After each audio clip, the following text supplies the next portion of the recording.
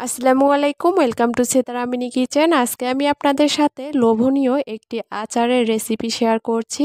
আজকে আচার তৈরি করে দেখাবো লেবু দিয়ে এই আচারটি তৈরি করলে কিন্তু অনেক লোভনীয় হয়। আর কিভাবে তিতা ছাড়া এই আচারটি তৈরি করবেন সেটাই আজকে আপনাদের সাথে শেয়ার করব। আশা করছি আজকের এই সহজ রেসিপিটি সবার কাছে অনেক ভালো লাগবে। রেসিপিটি ভালো লেগে থাকলে আমার চ্যানেলটি সাবস্ক্রাইব করবেন আর বেল বাটনটি অন করে রাখবেন আমার পরবর্তী ভিডিওর নোটিফিকেশন সবার আগে পাওয়ার জন্য। আচারের জন্য এখানে লাগবে লেবু। এখানে আমি 6 থেকে 7টার মতো দেশি লেবু নিয়েছি।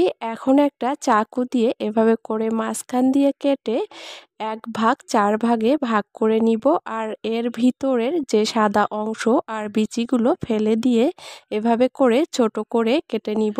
লেবুর মাঝখানের এই সাদা অংশটা যদি কেটে ফেলে দেওয়া হয় তাহলে কিন্তু এই আচারের তিতাটা অনেকটাই কমে যাবে। আর এভাবে করেই আমি সবগুলো লেবু কেটে নিয়েছি। আর এই লেবুগুলো কাটার আগেও কিন্তু আমি একবার ধুয়ে নিয়েছি, কাটার পরেও ভালো করে ধুয়ে নিয়েছি।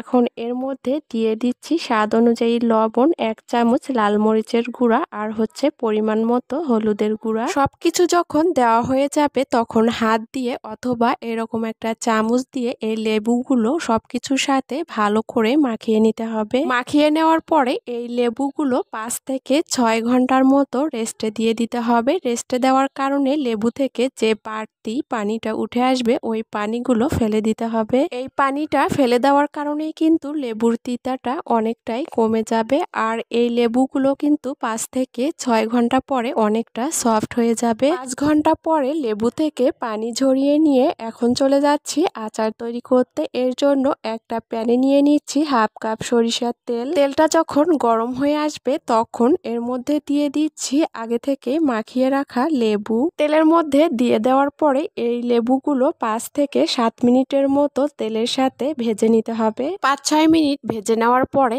এখন চুলা থেকে নামিয়ে নিব। অপর একটা প্যানে এখন এই আচারের জন্য মশলা রেডি করে নিব। এর জন্য একটা প্যানে নিয়ে নিচ্ছি 6 থেকে 7টার মতো শুকনা মরিচ। শুকনা মরিচগুলো আগে এভাবে করে ভেজে নেওয়ার পরে এর মধ্যে দিয়ে দিচ্ছি 5 ফোড়ন। চুলার তাপটা লো হিটে রেখে এগুলো ভেজে নেওয়ার পরে চুলা থেকে নামিয়ে নিচ্ছি। অপর একটা প্যানে আবারও নিয়ে নিচ্ছি 1/2 কাপের থেকে একটু কম সরিষার তেল। তেলটা একটু গরম হয়ে যাওয়ার পরে এর মধ্যে দিয়ে দিচ্ছি অল্প পরিমাণে 5 ফোড়ন আর হচ্ছে পরিমাণ মতো চিনি। চিনির মধ্যে 1/2 কাপ পানি দিয়ে দিচ্ছি। চুলার তাপটা মিডিয়াম হিটে রেখে অপেক্ষা করতে হবে চিনিগুলো খুব ভালোভাবে গলে গিয়ে আঠালো হওয়া পর্যন্ত।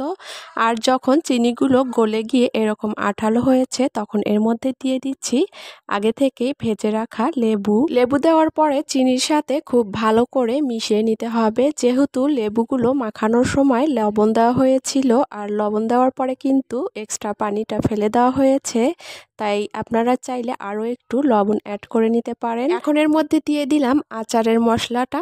এগুলো ভেজে নেওয়ার পরে আমি ব্লেন্ডারে ব্লেন্ড করে নিয়েছি। এখন আচারের সাথে এই মশলাটা মিশিয়ে নেওয়ার পরে জাল করে নিতে হবে মিডিয়াম হিটে অনবরত নেড়ে চেড়ে। আর এক সময়ে যখন আচারটার কালার চেঞ্জ হয়ে এরকম আঠালো হয়ে আসবে তখন চুলা থেকে নামিয়ে ঠান্ডা করে নেওয়ার পরে পরিবেশন করে নিচ্ছি। এই আচারটা বানানোর পরে যদি 5 থেকে 6 দিনের মতো রোদে শুকিয়ে নেন তাহলে এই আচারটা খেতে কিন্তু আরো অনেক টেস্টি হবে। আশা করছি লেবু দিয়ে তৈরি এই লোভনীয় আচারের রেসিপিটি আপনাদের কাছে অনেক ভালো লেগেছে। আর এভাবে করে আচার তৈরি করলে কিন্তু এই লেবুর আচারের তিতাটা অনেকটাই কমে যাবে। আজ এখানেই বিদায় নিচ্ছি। সবাই ভালো থাকবেন, সুস্থ থাকবেন। আল্লাহ হাফেজ।